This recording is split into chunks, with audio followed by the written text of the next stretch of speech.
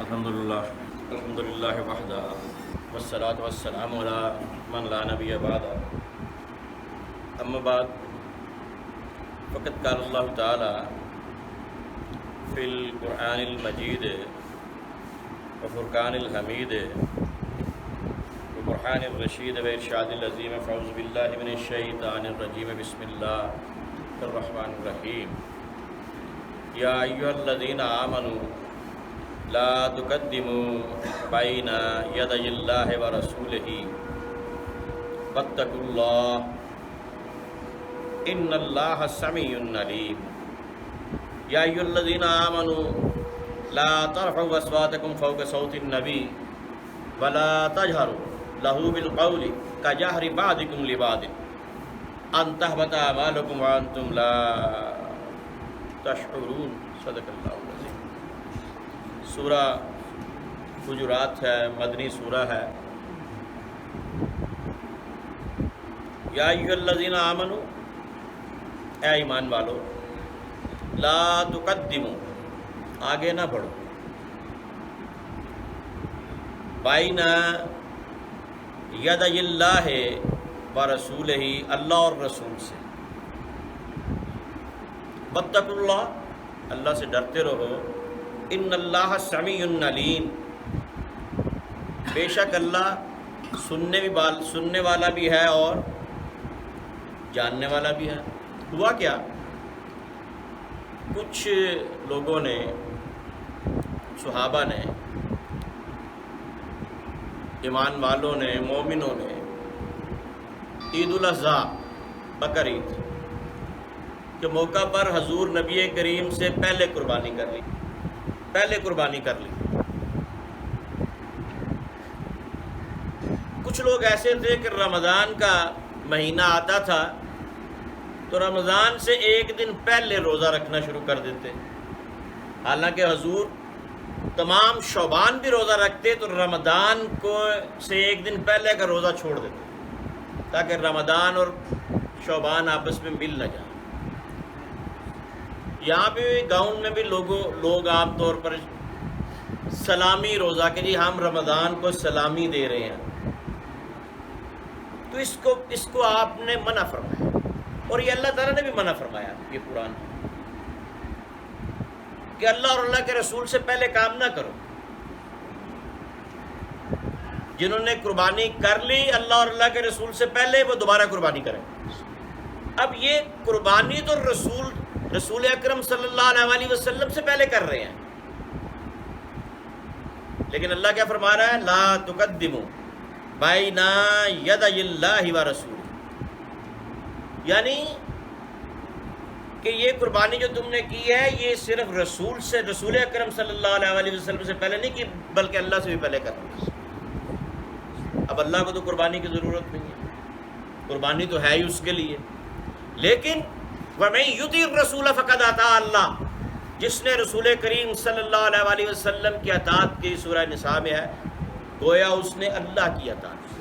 سورہ فتح میں ہے ید اللہ فوق ایدیہم، یہ ہاتھ رسول کا ہاتھ نہیں ہے، یہ میرا ہاتھ ہے۔ تو یہ آداب بارگاہ رسالت ہیں جو اللہ تعالیٰ خود سکھا رہا ہے کہ بات کرنی ہے تو کیسے کرنی ہے، اٹھنا ہے تو کیسے اٹھنا ہے، بیٹھنا ہے تو کیسے بیٹھنا ہے، سوال کرنا ہے تو رسول کریم سے کیسے سوال کرنا ہے، آواز دینی ہے تو کیسے آواز دینی ہے۔ وَلَا تَجْهَرُوا لَهُ بِالْقَوْلِ كَجَهْرِ بَعْضِكُمْ لِبَعْضٍ، اس طرح مت بلاؤ جس طرح تم ایک دوسرے کو بلاتے ہو، یہ کوئی تمہارے بھائی نہیں ہے، کوئی تمہارے چچا نہیں ہے، کوئی تمہارے رشتہ دار نہیں ہے، یہ اللہ کے رسول ہیں، اس طرح مت ان کو بلاؤ جس طرح تم ایک دوسرے کو بلاتے ہو۔ یا محمد کہہ کے بھی نہ بلاؤ، بلکہ یا رسول اللہ صلی اللہ علیہ وسلم، یہ اللہ تعالیٰ بتا رہا ہے قرآن میں۔ بنو تمیم کا وقت باہر سے یا محمد آوازیں دے رہا تھا، اللہ تعالیٰ فرمائے کیا کرتے ہو، بیٹھ جاؤ، جب وہ خود باہر آ جائے پھر ان سے ملنا، ان کو آوازیں مت دو، اور آواز بھی دینی ہے تو یہ نہ کہو، نام مت لو، یا رسول اللہ کہو، نام لے کے آوازیں مت دو۔ یا ایھا الذین آمنوا، اے ایمان، اے ایمان والو، پہلے بھی فرمایا، پہلی آیت میں بھی اے ایمان والو، پھر دوبارہ فرمایا اے ایمان والو. یعنی جس طرح ہم کہتے ہیں نا سنو، پھر دوبارہ کہتے ہیں سنو، جھنجھوڑ کے سنو. تو اے ایمان والو، اے ایمان والو، پہلی آیت میں بھی کہا اور پھر دوسری آیت میں بھی کہتے ہیں لا ترفعوا اصواتکم، اپنی آواز کو بلند مت کرو، فوق صوت النبی، نبی کریم کی آواز سے. اب کیا ہوا، بنو تمیم کا وفد آیا، مسلمان ہوئے، تو ان کے لیے ایک سردار مقرر کرنا تھا. حضرت ابوبکر صدیق رضی اللہ تعالیٰ عنہ کہنے لگے کہ یا رسول اللہ صلی اللہ علیہ وسلم، ان کے لیے قعقاع بن معیط رضی اللہ تعالیٰ عنہ، ان کو سردار مقرر کر دیں، یہ نرم آدمی ہیں، ان سے اچھے طریقے سے ان کو سارے معاملات طے فرما لیں. حضرت عمر فاروق رضی اللہ تعالیٰ عنہ نے کہا کہ یا رسول اللہ صلی اللہ علیہ وسلم، اقرع بن حابس، نئے مسلمان ہوئے تھے، بڑے سخت آدمی تھے. یہ وہی اقرع بن حابس ہیں کہ حضور اکرم صلی اللہ علیہ وسلم امام حسن اور امام حسین کو بوسہ دے رہے تھے، چوم رہے تھے، سونگ رہے تھے، گلے لگا رہے تھے، پیار کر رہے تھے. اس وقت مسلمان نہیں ہوا تھا. کہنے لگا میرے 10 بیٹے ہیں، میں نے آج تک کبھی کسی کو بوسہ نہیں دیا، آپ اپنے نواسے کو بوسہ دے رہے ہو. آپ نے فرمایا من لا یرحم لا یرحم، جو کسی پہ رحم نہیں کرتا اس پہ بھی رحم نہیں کیا جاتا. اگر تمہارے دل میں اللہ نے رحم کرنے والا دل نہیں رکھا تو اس میں کیا کہہ سکتا ہوں. سخت آدمی تھا. مسلمان ہوئے تو حضرت عمر فاروق نے کہا ان کو مقرر کر دیں. حضرت ابوبکر صدیق نے کہا آپ میری مخالفت کیوں کر رہے ہیں. اس اثناء میں آوازیں بلند ہو گئیں. تفسیر ابن کثیر میں اور تفسیر مظہری میں یہ سارا واقعات لکھا ہوا. آوازیں بلند ہو گئیں تو اسی وقت وحی الہی اتر آئی، یا ایھا الذین آمنوا لا ترفعوا اصواتکم فوق صوت النبی، اے ایمان والو، نبی کی آواز سے اپنی آواز کو بلند مت کرو. ولا تجہروا لہ بالقول کجہر بعضکم لبعض، اس طرح مت بلاؤ جس طرح تم ایک دوسرے کو بلاتے ہو. ان تحبط اعمالکم وانتم لا تشعرون، ایسا نہ ہو کہ تمہارے سارے اعمال ضائع ہو جائیں اور تمہیں خبر بھی نہ ہو، تمہیں پتہ بھی نہ چلے کہ اعمال کہاں گئے ہیں. حضرت ابوبکر صدیق رضی اللہ تعالیٰ عنہ اور حضرت عمر فاروق رضی اللہ تعالیٰ عنہ نے اتنی کم آواز میں بولنا شروع کر دیا کہ حضور کو پوچھنا پڑتا ابوبکر کیا کہہ رہے ہو. حضرت عمر فاروق نے اپنے منہ میں پتھر رکھ لیے چھوٹے چھوٹے کہ آواز زیادہ نہ نکلے. ایک طائف سے بندہ آیا، حضور نبی کریم صلی اللہ علیہ وسلم کے مزار اقدس پہ آ کے اونچی اونچی بولنا شروع کر دیا. حضرت عمر فاروق رضی اللہ تعالیٰ عنہ نکلے، کہنے لگے او کہاں سے آئے ہو؟ کہنے لگے جی میں طائف سے آیا ہوں. تمہیں نہیں پتا کہ یہاں نبی کریم آرام فرما رہے ہیں اور تم اونچی آواز میں بول رہے ہو؟ ہمیں اللہ تعالیٰ نے کہہ دیا تھا کہ تمہارے اعمال ضائع ہو جائیں گے. اگر تم مدینے کے ہوتے تو میں تمہیں سزا دیتا، چونکہ تم اجنبی ہو اس لیے میں تمہیں کچھ نہیں کہتا، لیکن آئندہ ان کی بارگاہ میں اونچی آواز میں مت بولنا، آئندہ اونچا مت بولنا. حضور کے ایک صحابی تھے حضرت ثابت بن قیس رضی اللہ تعالیٰ عنہ، تھوڑے وہ اونچا سنتے تھے، اور آپ کو پتہ ہے جو شخص اونچا سنتا وہ بولتا بھی اونچا ہے، تو وہ بولتے بھی اونچا تھے. جب یہ آیت نازل ہوئی تو اپنی بیوی حضرت جمیلہ بنت عبداللہ بنت ابی سلول، یہ عبداللہ بن ابی تھا نا جو رئیس المنافقین، یہ اس کی بیٹی تھی لیکن یہ مومنہ تھی. اور یہ حضرت ثابت بن قیس رضی اللہ تعالیٰ عنہ کی بیوی تھی. جب یہ آیت نازل ہوئی تو آپ نے حضرت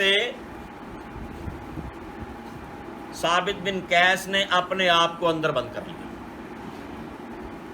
اور انہیں کہا میرا پاؤں جو ہے نا یہ اس سے باندھ دو جس سے سواری کو باندھتے، اور باہر سے جا کے دروازہ بند کر کے کیل لگا دو اور اس وقت تک مت کھولنا جب تک میں مر نہ جاؤں.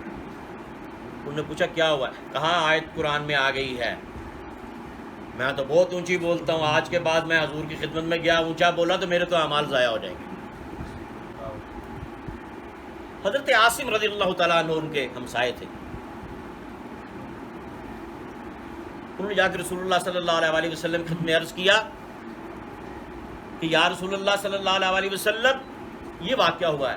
آپ فرماتے ہیں میں پوچھ رہا تھا قیس ابن قیس کدھر ہے, ثابت بن قیس کدھر ہے, کیا بیمار ہے, آتا نہیں ہے. انہوں نے کہا جی کہ وہ تو یہ کہتے ہیں کہ آیت نازل ہو گئی ہے تو میں اونچا بولوں گا تو میرے اعمال ضائع ہو جائیں گے, تو اس لیے انہوں نے اپنے آپ کو اندر بند کر لیا اور باہر دروازے پر کیل لگا دی ہیں اور کہہ دیا مجھے دروازہ نہیں کھولنا اس وقت تک جب تک میں مر نہ جاؤں. آپ نے فرمایا اس کو بلاؤ,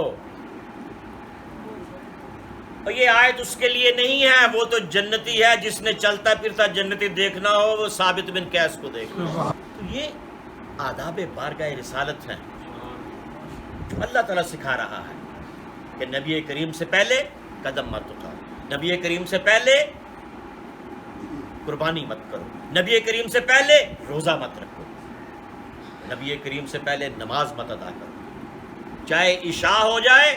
اگر آپ نے کہا ہے کہ بنی قریظہ میں عصر پڑھنی ہے تو عشاء کا وقت بھی ہو تو عصر ہی پڑھنا. اور ان کو ایسے مت بلاؤ, ایسے مت سمجھو جیسے تم ایک دوسرے کو بلاتے ہو, ایک دوسرے کو سمجھتے ہو, وہ تمہارے جیسے نہیں ہیں. تم کہتے ہو ہمارے بھائی ہیں, وہ کہیں میں تمہارا بھائی ہوں تو یہ الگ بات ہے, وہ کہیں میں تمہارا باپ ہوں تو یہ الگ بات ہے. تم مت کہو کہ آپ ہمارے بھائی ہو یا ہمارے باپ, اس لیے کہ ان کا کہنا اور ہے, تمہارا کہنا اور ہے. وَلَا تَجْهَرُوا لَهُ بِالْقَوْلِ كَجَهْرِ بَعْضِكُمْ لِبَعْضٍ, تم مت ان کو اس طرح بلاؤ جس طرح ایک دوسرے کو بلاتے ہیں. یا محمد کہہ کے بھی مت بلاؤ, بلکہ یا رسول اللہ صلی اللہ علیہ وسلم ان تحبط اعمالکم وانتم لا تشعرون. ایسا نہ ہو کہ تمہارے تمام اعمال ضائع ہو جائیں. قیامت کو پہنچو, میرے روزے, میری زکوٰۃ, میرے صدقات, میرے حج, میرے عمرے, میری نمازیں, میرے نیک اعمال, میری صلہ رحمی کہاں گئی؟ ان تحبط اعمالکم. ارے بھائی تمہارے تو اعمال ضائع ہو گئے ہیں, تم گستاخ رسول ہو گئے. تو یہ سزا ہے گستاخ رسول کہ اللہ تعالیٰ اس کے اعمال ضائع کر دیتا ہے. حضرت عمر فاروق رضی اللہ تعالیٰ عنہ نے کہ عمل نے یہ ثابت کر دیا کہ حضور کے سامنے بھی اونچا بولنا گستاخی تھی, اور آج بھی ان کے مزار پہ اونچا بولنا گستاخی. اس لیے کہ قرآن جو ہے اس کو پڑھیں, اس پہ تدبر کریں, اس پہ تفکر کریں. آج 9 صفر ہے اور 1440 ہجری اور 19 اکتوبر 2018. تو آج میں اس سورہ حجرات کی 27ویں پارے کی 26ویں پارے کی 49ویں آیت کی تشریح کر رہا تھا. تو یہ چیزیں میں نے جو اس میں دیکھی میں نے آپ کے سامنے پیش کی کہ نبی کریم صلی اللہ علیہ وسلم کی شان میں اللہ تعالیٰ نے کس طرح ارشادات فرمائے. ان الذین یغضون اصواتهم عند رسول اللہ. ہاں اب یہ آیت سنی تو اپنی آوازوں کو نیچا کر لیا. حضرت ابوبکر صدیق اور حضرت عمر فاروق نے اپنی آوازوں کو نیچا کر لیا. حضرت ثابت بن قیس نے اپنے آپ کو اندر بند کر لیا. بے شک اب یہ ان کے لیے خوشخبری ہے. ان الذین یغضون اصواتهم عند رسول اللہ, جو اپنی آوازوں کو رسول کریم صلی اللہ علیہ وسلم کی آواز سے نیچا کر لیتے ہیں. اولئک الذین امتحن اللہ قلوبہم للتقوی. تو اللہ نے ان کے دل تقوی اور پرہیزگاری کے لیے آزما لی.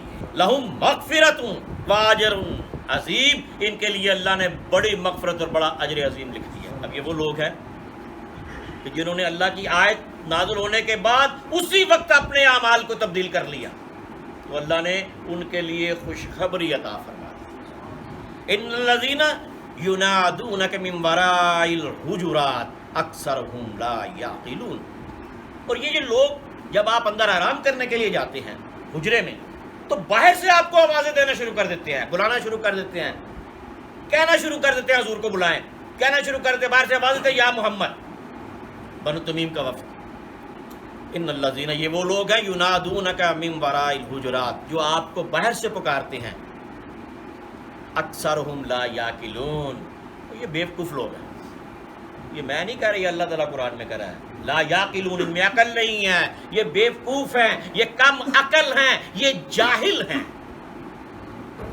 اب ان کو کرنا کیا چاہیے تھا، وہ بھی اللہ تعالیٰ قرآن میں بتا رہا ہے کہ ان کو کرنا کیا چاہیے تھا، وَلَوْ أَنَّهُمْ صَبَرُوا، اگر یہ اتنا صبر کر لیتے، حَتَّى تَخْرُجَ إِلَيْهِمْ، کہ آپ باہر خود تشریف لے آتے،